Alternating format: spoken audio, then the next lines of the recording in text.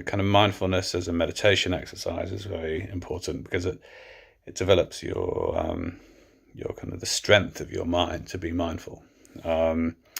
It kind of opens your mind up to kind of experiences of kind of that concentration and relaxation, and it's also a door to feelings of kind of natural feelings when your mind gets into that state. Natural feelings of kind of happiness, different kinds of subtle forms of happiness, perhaps, and a bit like the kind of loving kindness meditation as well. It changes your kind of how your brain works, and more on that later.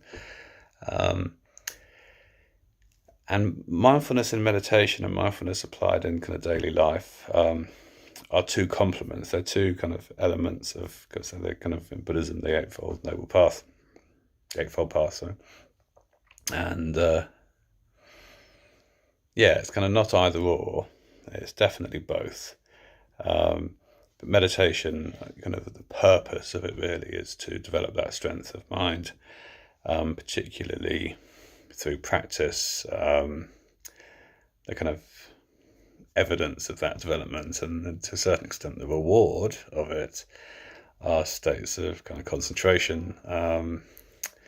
In Buddhism it's called samadhi. It's kind of like a kind of more concentrated state of meditation, and it's kind of takes a lot of work and effort and years of not experiencing it, and once in a while I might be fortunate enough to kind of have these experiences, but they're transformative and joyful, and kind of a subtle form of pleasure. Kind of, it's a great kind of benchmark for loads of other things that kind of more kind of other types of pleasure that aren't as subtle. So meditation is kind of cool. It's not either or, in my opinion, but it's definitely not enough on its own. So applied mindfulness, developing the mental muscle in your meditation practice. Now it's time to apply it. So a bit like meditation, applied mindfulness is really about kind of coming back again and again and again and again to here and now. Right now I'm mindful, and I know I'm mindful. I know that there is mindfulness. Okay, in this realm of experience, I know that there's mindfulness, and there is mindfulness. And let's do it, man. Let's be mindful. So this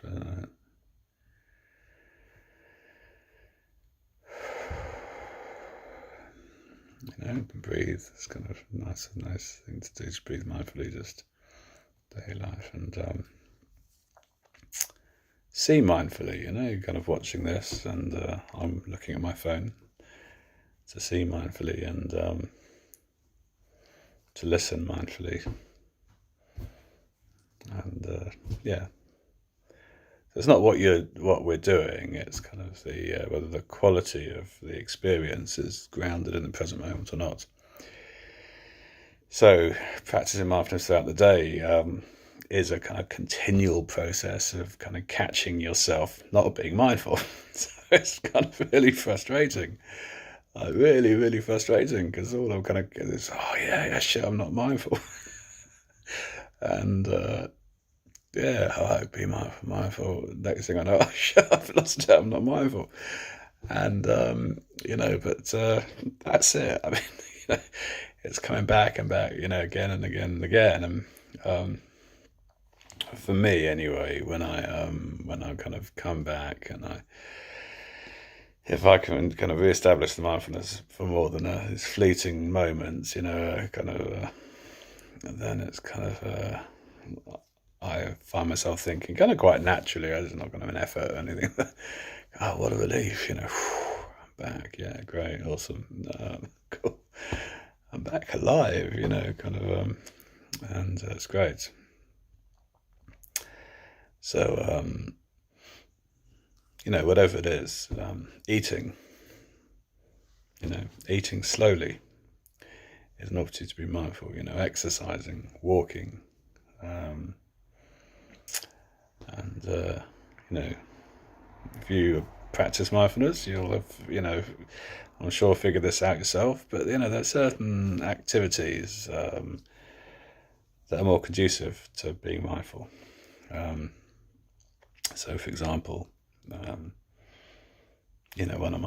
I've got a couple of favourites, but one of my favourites is active listening. If you're listening to someone and paying attention to somebody, um, you're paying attention to your experience of somebody. You're mindful and you're sensitive. You can have an affect. You can feel something in response to how that person strikes you, and you're in the moment. And when you're connected with someone else and in a kind of mindful attention, it's kind of lovely as well. It's kind of like, oh yeah, that thing of what a relief, but also kind of what a relief to kind of connect to meet somebody in a way that's not kind of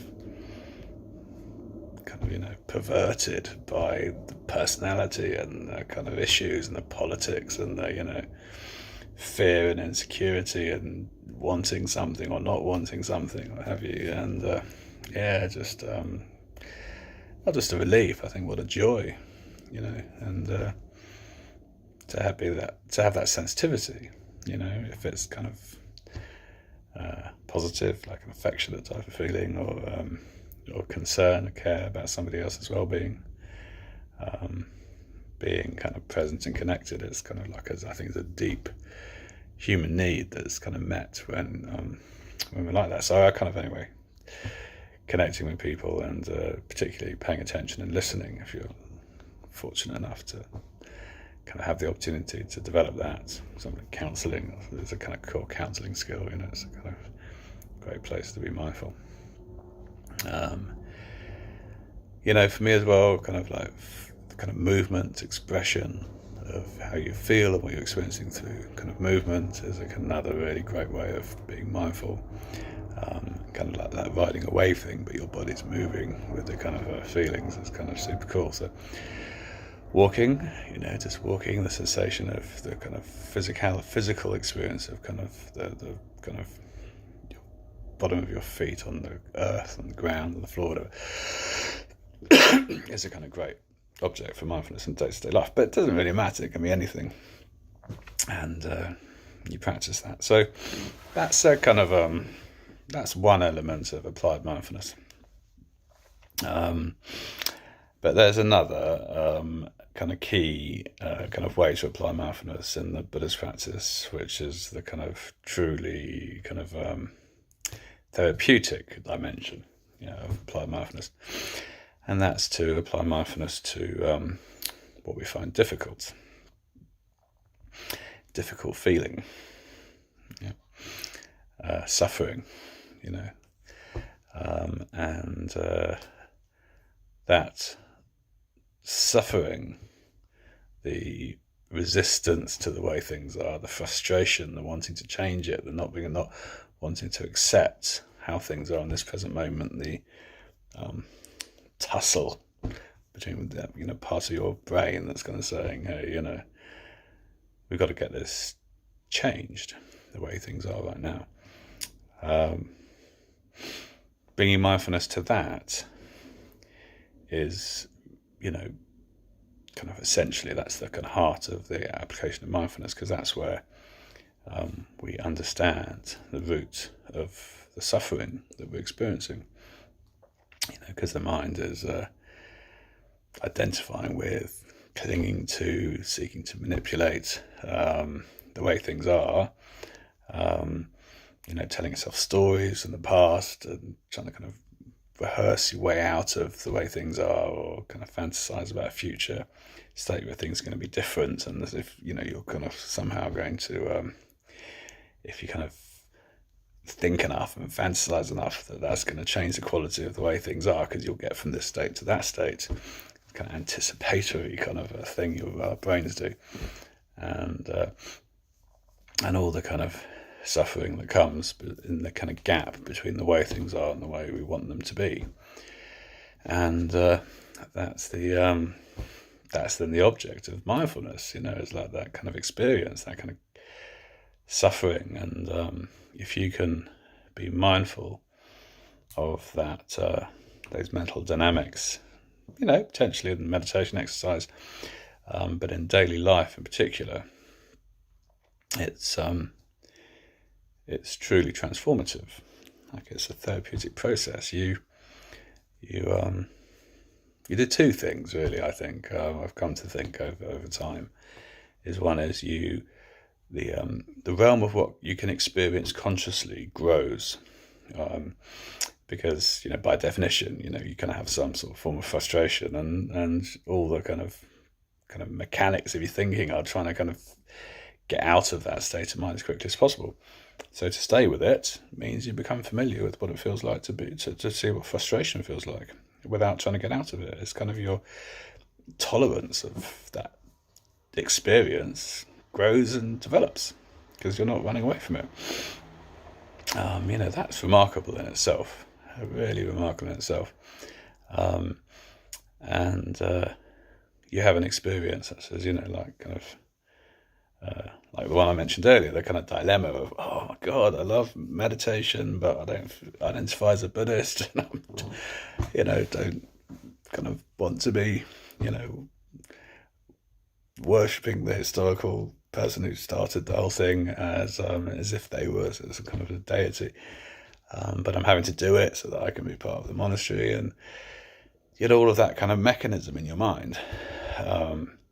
To have that as a meditation of listening, to see how that kind of how the kind of suffering kind of arises in the present moment, and stay with that process is remarkable, because the attention in the present moment when that's happening is fundamentally different. It's completely and utterly different to when your attention's caught up in that thinking dynamics. I'm sitting there thinking, oh yeah, and Buddhism should evolve, and they shouldn't make us do these things, and can't I be a monk and not chant these things? And your attention's caught up in it.